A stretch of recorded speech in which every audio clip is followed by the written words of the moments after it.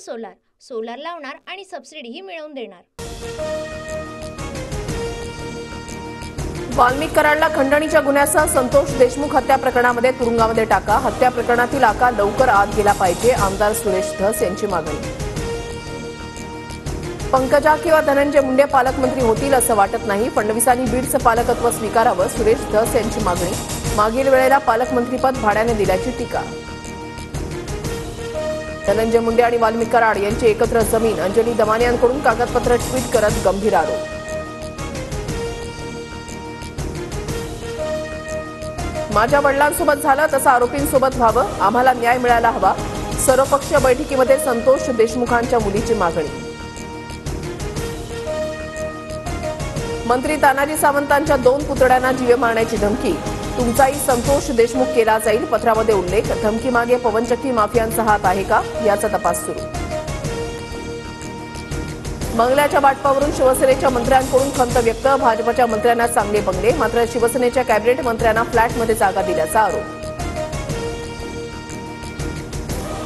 नाशिकच्या पालकमंत्रीपदावरून माहितीमध्ये रस्सीखेच, दादा भुसेंकडून पालकमंत्री पदावर दावेदारी, तर सिंहस्थ कुंभमेळ्याच्या पार्श्वभूमीवर गिरीश महाजनांकडूनही दावा।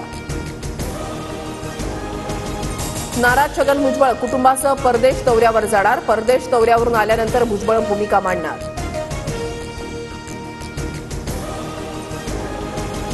राज्यामध्ये सरकारला 237 आमदारांचं बहुमत, आमदार रुसला समजूत काढा, असं काही करावं लागणार नाही, भुजबळांची नाराजी असतानाच अजितदादांचं सूचक विधान। छगन भुजबळ नाराज नाहीत असं वाटतंय, 2-4 दिवसात भुजबळ माहितीमध्ये पुन्हा कार्यरत होतील, मंत्री संजय शिरसाटांकडून विश्वास व्यक्त।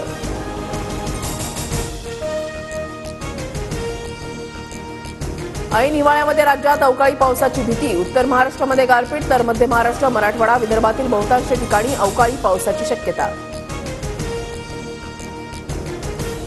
लासलगाव बाजार समितीमध्ये कांद्याच्या सरासरी बाजारभावामध्ये मोठी घसरण, गेल्या 15 दिवसांमध्ये दर 1500 रुपयांपर्यंत घसरले, कांदा उत्पादकांना 60 कोटींचा फटका। 9 वर्षाच्या स्वागतासाठी साईबाबा संस्थांकडून जय्यत तयारी, 31 डिसेंबर रोजी साई मंदिर रात्रभर खुलं राहणार। सोलार सोलार लावणार आणि सबसिडीही मिळवून देणार।